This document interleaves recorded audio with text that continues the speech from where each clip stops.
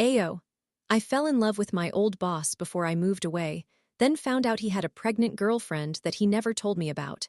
For hopeless romantics like myself, the event that occurred earlier this year solidified my desire to believe in love at first sight and everything that follows. However, I find myself uncertain about how to reflect on this experience due to my mixed emotions concerning the person I am referencing. Without further ado, here it is. I am a woman in my late 30s, married with a small child. I was brought up by unconventional individuals, which I believe is one of the key reasons I consider myself a generally decent and balanced person, particularly regarding my perspective on life, love, and my role in the universe. My husband and I have an open marriage, and we share no secrets. Therefore, before you judge my post, please take a moment to reread it carefully to understand that I am not concealing anything from my husband regarding the question I wish to present to this community. The setting: I am an independent contractor providing seamstress and tailor services for film and television. At least, that was the case before the strikes and subsequent developments in Atlanta, Georgia. During a time when my work considerably slowed, I noticed an advertisement on LinkedIn seeking a seamstress in my town, offering a fair hourly wage. Given the situation, I applied for the position and received an immediate response from the gentleman who posted the ad. He was apparently impressed with my resume and asked to speak with me about the role without delay. A day or two later, I had a phone conversation with him, and we quickly found common ground on numerous industry-related topics. I was optimistic after our exchange and agreed to meet him in person at his shop to discuss the job further. Finally, the day arrived for me to meet him at his shop. I waited for his arrival parked outside, and soon enough, he appeared. I should mention he was not alone.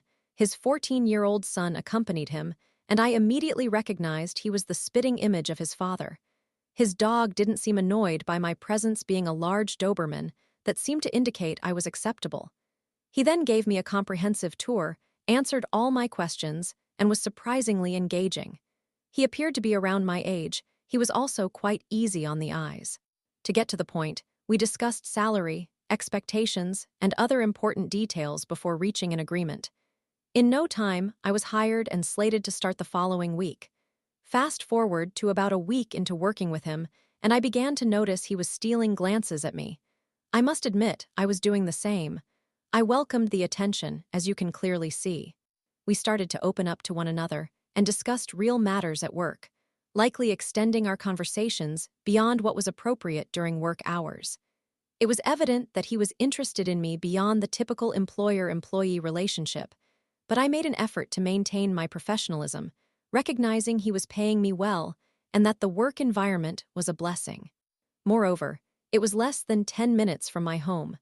Naturally, I wanted to avoid jeopardizing this opportunity, so I kept our interactions professional, despite my curiosity. As time went by, my contract unexpectedly ended due to unforeseen issues with his untrustworthy partner. I was not pleased with how things had unfolded during my employment, but I still enjoyed his company. I appreciated that he allowed me some degree of freedom while working for him. I would be untruthful if I claimed I wasn't a bit sad when I had to leave. Still, I realized that perhaps the universe was indicating I was not meant to work for this man. Nevertheless, I couldn't shake the sense that there was a reason our paths crossed. From the moment I first shook his hand, it felt like I had known him forever. As silly and Hallmark-esque as it may sound, I genuinely felt that way. A little time passed, and I attempted to casually reach out to invite him into our circle of unconventional parents, but to no avail. He never replied to my messages or texts, but I noticed he kept tabs on me through Instagram, which I couldn't help but observe. As mentioned, I am a hopeless romantic, so I discussed him with a close friend, sharing everything from the odd feelings and the inexplicable bond I sensed to his following of me on social media. I even mentioned the dreams I had about him that were far from professional, expressing how strangely fixated I was on him. After about a month of this contemplation, my friend encouraged me to stop overthinking and to reach out one final time to see what transpires. Then things took an interesting turn. He finally replied after a period of silence. What should I do now? Before I knew it, we started communicating through Instagram, picking up right where we had left off at work. This time, the facade of professionalism began to dissolve, and we started sharing more of our genuine thoughts. As one would expect, flirting soon ensued. This exchange of flirtation was notably more direct than our previous interactions at work, and it intensified quickly. I presumed he accelerated things because he recognized that our casual friendship had dissolved once I was laid off. Perhaps he wanted to see if he could genuinely connect with me or if he genuinely liked me. Unfortunately, that feeling left me in a state of confusion. This is why I am reaching out for an outside perspective on the entire situation. And brace yourselves, as the story remains unfinished. I mentioned to him that I had been reading a book by Carl Jung, which I found profoundly insightful and believed might assist him in readjusting to civilian life. By the way, he is a former army soldier, a fact that I admit is quite attractive. Once I finished the book, I promised to deliver it to him so he could read it and possibly gain some clarity on finding purpose in everyday life. He was open to the idea and invited me to stop by. Additionally, we had begun to heighten the intensity of our messages, clearly alluding to our mutual attraction. Thoughts were shared, and ideas were planted in my mind, leaving me eager to determine whether he was serious about our connection.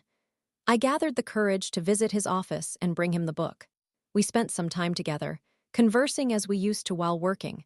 I bravely asked him if he meant what he had said in our previous messages, to which he responded, "Every word."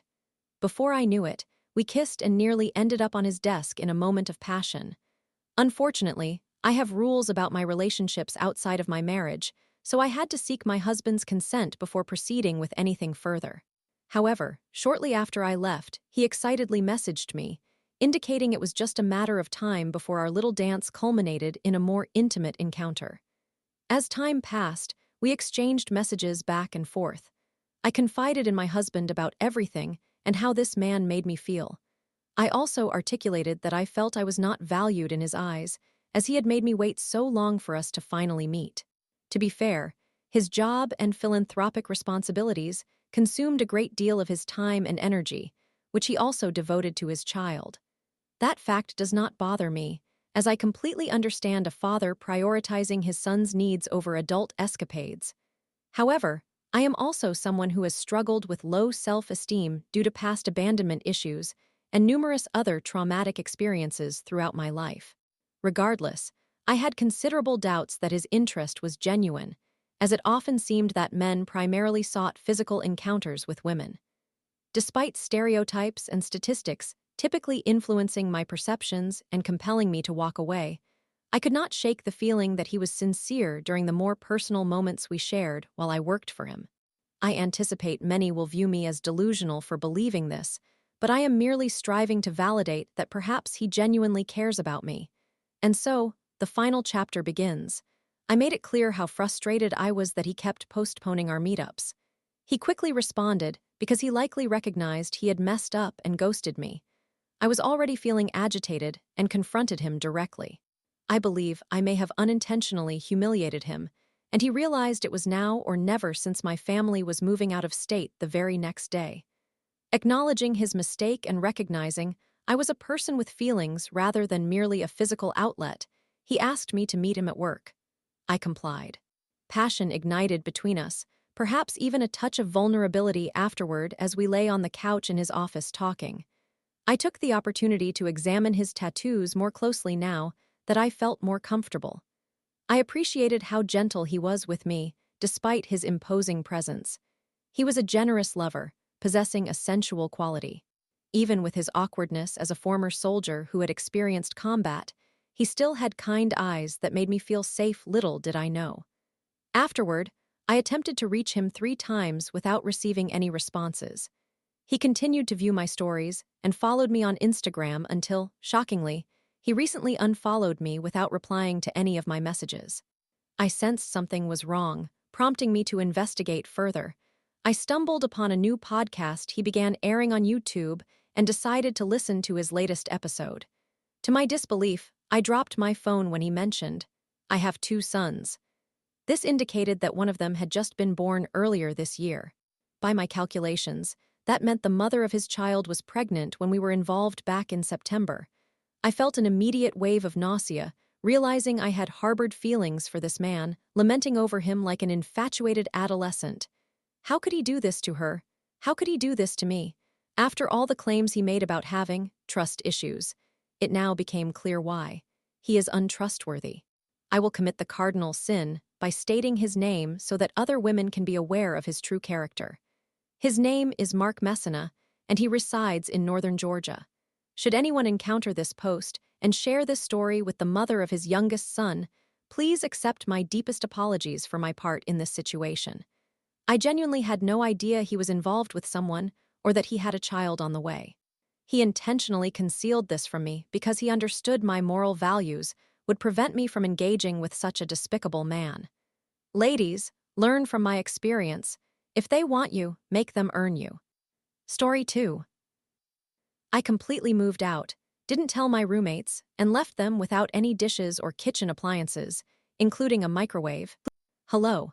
I'm not typically one to post on Reddit, but I have recently been watching numerous Smosh Reddit stories, so I decided to share this memorable experience from a few years ago. To clarify, I will use fictitious names for the individuals involved. My freshman year roommate Gretchen, my sophomore year roommate Karen, my other roommate Regina Karens, Cuddle Buddy. Haha, mean girls. During my sophomore year in college, I resided in an on-campus apartment with 3 girls, Gretchen, Karen, and Regina, whom I had previously considered friends the year before. Before moving into the apartment in August, we had already faced several issues. These girls had once been friends of mine, but they essentially pushed me out of their lives the previous semester. The apartment consisted of 4 of us living there, but it had only 3 bedrooms. Regina and Gretchen occupied the single rooms, while Karen and I did not mind sharing the double. However, I did care.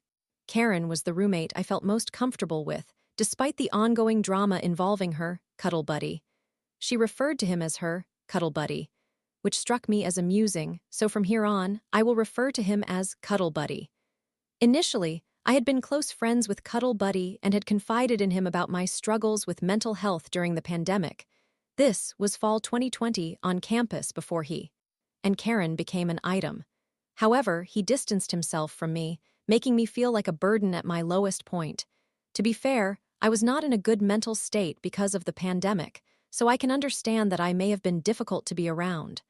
Unfortunately, he shared my struggles with everyone in our friend group. Afterward, people began to see me differently and chose to exclude me from the group. The complication was that I was slated to live with them in the on-campus apartment the following year. Though Gretchen was my roommate during freshman year, and on paper, we had much in common, the reality was quite different. Our interactions often felt awkward, filled with some tension, but we both just went about our lives. The third roommate, Regina, had been one of my closer friends, but she eventually lashed out at me for associating with certain people. I found that somewhat amusing. That's a brief overview to set the scene. I was aware that the atmosphere in the apartment the next year would be tense. That summer, my close friends dubbed the apartment the Snake Pit. The Snake Pit did not start off well. None of the girls wanted to bring or knew what we needed, so I ended up supplying most of the kitchen items. I already owned many of the essentials, so I didn't mind. Despite their past meanness toward me, I really didn't care and selectively chose my battles. I owned all of the pots, pans, dishes, silverware, cooking tools, and the microwave. This detail becomes important later in the story. As expected, none of the girls treated my dishes well. They often left their dirty dishes in the sink and never cleaned up after themselves. My bowls and knives would sit in the sink for weeks on end. It reached a point where many of my utensils began to rust. I frequently found myself cleaning up after them just to prevent my items from becoming even more damaged. This was a consistent pattern during my previous year with Gretchen. I knew she had the habit of leaving bowls of cereal milk out, not washing them before heading off to see her boyfriend for the weekend. Thus, I wasn't shocked that similar issues arose in the apartment. Then there was the Cuddle Buddy. My roommates often failed to inform me when they had guests over. As a courtesy, I consistently notified them when my boyfriend was coming over at the start of the year. I thought it was considerate to do so since we were not all that close. Eventually, due to never being informed when others would be in the apartment or staying for multiple days, I stopped telling them when I had guests over. Karen frequently brought her cuddle buddy around. I was uncomfortable being around him given everything he had done to me. Yet I refrained from expressing my discontent because I felt it would be unfair to complain about her bringing him over when my boyfriend visited regularly too. There were times I would return home from class during the day and find our room's door locked. They would eventually open the door to let me in or ask me to come back later. One notable occasion occurred at midnight on a weeknight before I had an 8 a.m. class the following morning. I ended up sleeping on the couch in my boyfriend's apartment, which became a frequent situation. I generally tried to make the most of my circumstances. I leaned into the idea of being the weird roommate, which my mom wholeheartedly supported. She mailed me 2 sequin pillows featuring zoomed-in faces of Ron Swanson from Parks and Recreation and Danny DeVito. I displayed them on my bed so that Karen and her cuddle buddy would be greeted by them when they returned. Nothing malicious, just being quirky. My mom also assisted me in purchasing a life-size cardboard cutout of Danny DeVito. He was remarkable. I didn't inform my roommates about him, but set him up in the living room, ensuring he was the first thing people saw upon entering the apartment. My roommates never fully acclimated to Danny and would often get startled when entering the apartment or walking into the kitchen living room. I then began printing out humorous memes in the library.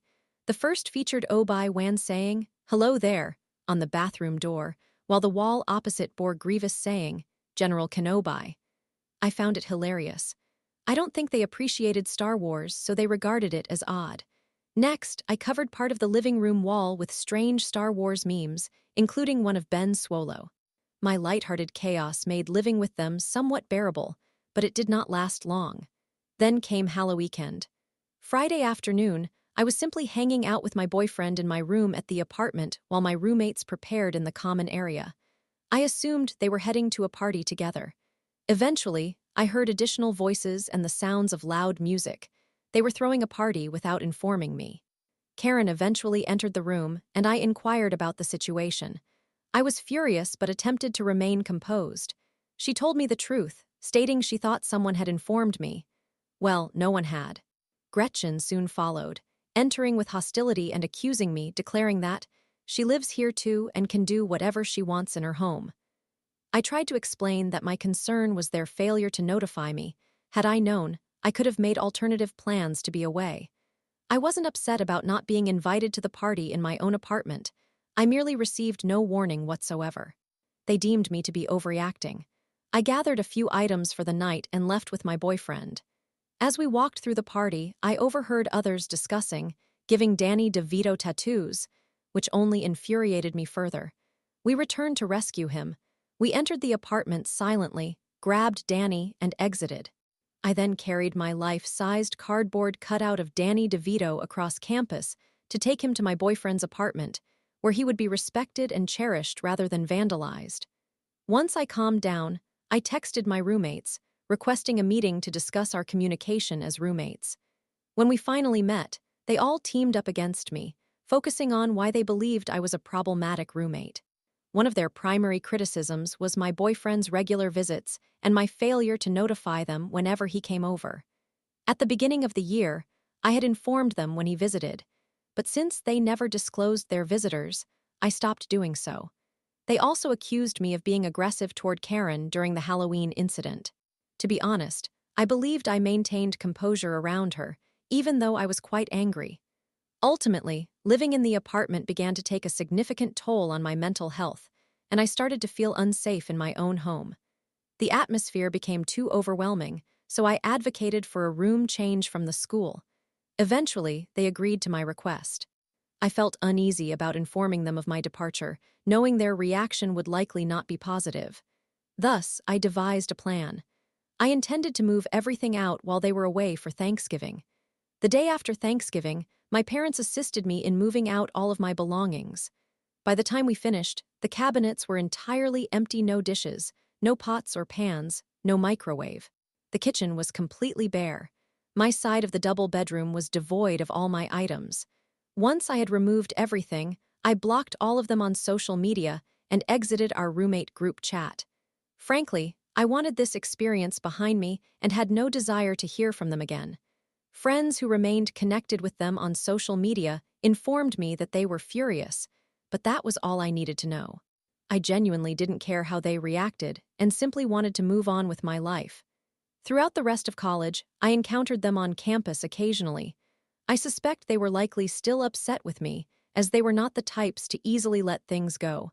I am confident that I continue to occupy space in their minds, and that was sufficient closure for me.